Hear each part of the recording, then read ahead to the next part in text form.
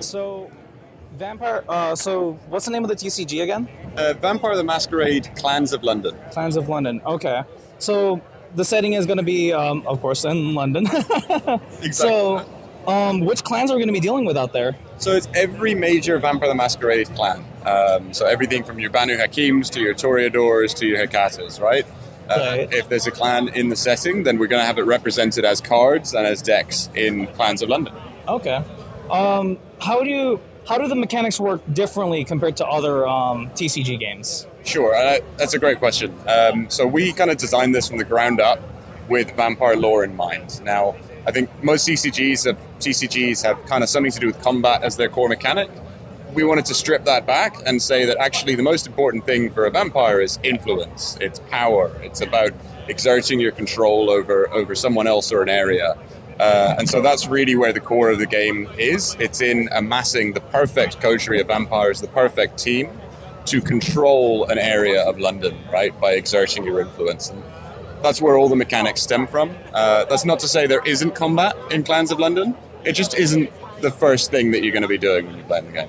Okay, so in a way, there's also like a persuasion system included in the in your hand as well. Exactly that. So you might be stealing the influence of your opponent's cards, or the way that you arrange your cards together to boost their influence up, and that is the direct way you win the game.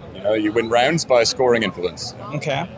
For those who aren't initiated in the VTM universe or even TCG games, like myself, honestly, Yeah. like how does this introduce new players to the concept? Sure. So Vampire is all about characters, right?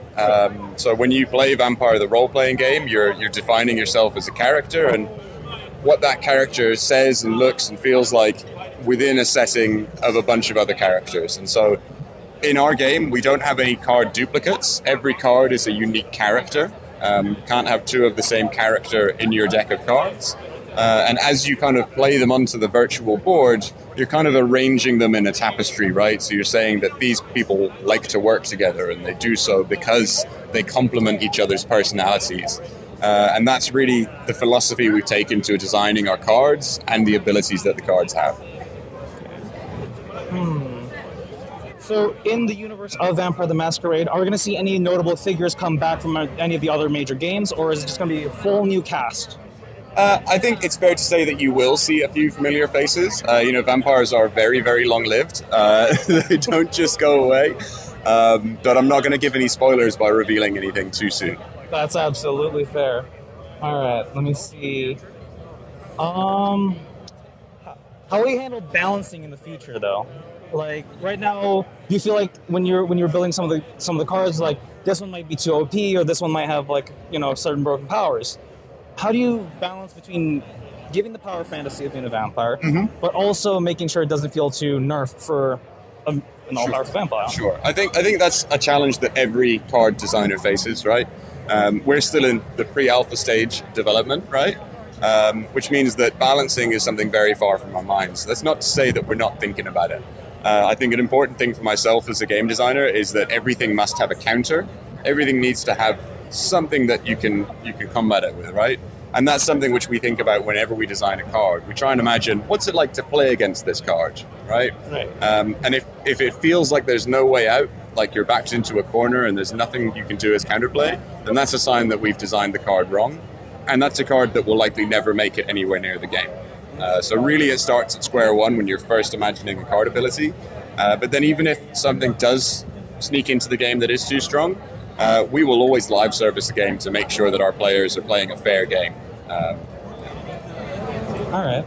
And so with this, it's not like a rock, paper, scissors situation. It's more like fire beats water, water beats ice, ice beats grass kind of thing. Or is it more, what would some of be the notable elements, I guess you could say, that you'll have in your deck? Sure. So I think that depends on the clan.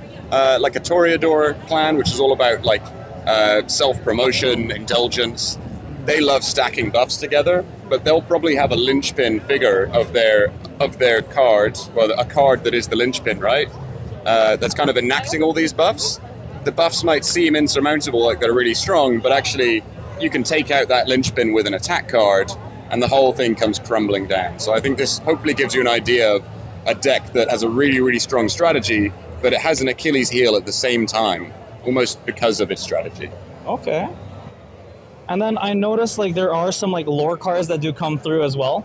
Are you gonna have something like readable collectibles in the game that players can collect and like get to know more about the universe as a whole? Absolutely. So, like I mentioned earlier, our cards are characters, and one ambition which we have for the game is that these characters form some kind of a story. Storytelling is so important for Vampire the Masquerade. It's what the whole setting is based on. And yes, we are a CCG, which is a strategy game, right? But we care so deeply about the story, and we want that to be represented in our game as much as we can, because we know that Vampire fans will want that as well. And with it being a mobile game, will it have like a linear ending, or is it just going to be a constantly like living, breathing game? We look for a living, breathing game, yeah. So this is not something which we're just going to release and then let it go. We plan to keep servicing this game for as long as we possibly can. Vampires are very, very long-lived, and with any luck, Clans of London will be too. Absolutely.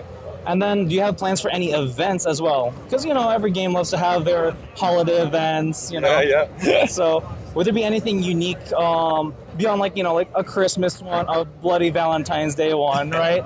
Would there be one maybe exclusive to some of the local holidays of London? Yes. I'm glad you asked that question. So that's something really important to us, right? We are a British game studio. We're really proud to be setting this game in London. And you can be sure that we're going to represent the different areas of London as authentically as we can within the game. So you might say that a certain game in a certain month might be set in South London, whereas another month it might be set in a borough in North London. And we want the character of those places and the narrative of those places to really come through as well. Awesome. Cool. So what can we see this on? Is it only going to be on iOS and Android, or would you also be able to download it from Windows? So it's a bit of a to be determined. Like I mentioned earlier, this is a very early build. We're looking to launch the game sometime next year, and it will be mobile first, so iOS and Android. But we've made games previously, which we've also ported over to PC after release. So that's likely something which we'll look to do. All right, important question as being starting to get into the mobile scene is cross-save or cross-play kind of thing. Because I create an account for the PC version, but I also want to continue on my mobile. Sure. Yeah. All right. Yeah. And that's something which we care about, right? So if we were to port it across platform to PC, for example, we would absolutely look to implement a system where you could save your progress and be playing on the same account, essentially. Cool. Hell yes. And then just for you personally, what was the hardest part of development, and what was your favorite part of development so far? Okay, so this is it's a good question. I think the hardest thing for me was someone who wasn't familiar with Vampire before, was just trying to consume as much Vampire content as humanly possible, right? In a very, very short space of time. And it's funny because the reason I laughed is that was probably also my favorite part of it. It's a great world, it's a great universe. It's been awesome to immerse myself in it, but I have a 20-year reverse head start. Everyone else has a head start on me, and I'm desperately trying to catch up. So that's been a challenge, but a very welcome one. Nice. Cool. I'm looking forward to playing it. And your name again was? I'm Tom. Tom. Pleasure to meet you. Pleasure. Thank you very much. Thank you. Hey there guys, this is Editor Shadow coming in from the Philippines, saying thank you all for watching this video, and thank you to Tom and Damien from Well Played Games for helping out and making this video possible. I really appreciate you guys, and thank you for joining us on this video of my adventure in PAX. Sorry my mic audio is not the best right now, but I'm really glad I got to show this game for y'all, and Alright, cool. welcome to Vampire the Masquerade. Nice. Just caught the end of that. Yeah, no, that was way too close. You got him. Hell yeah.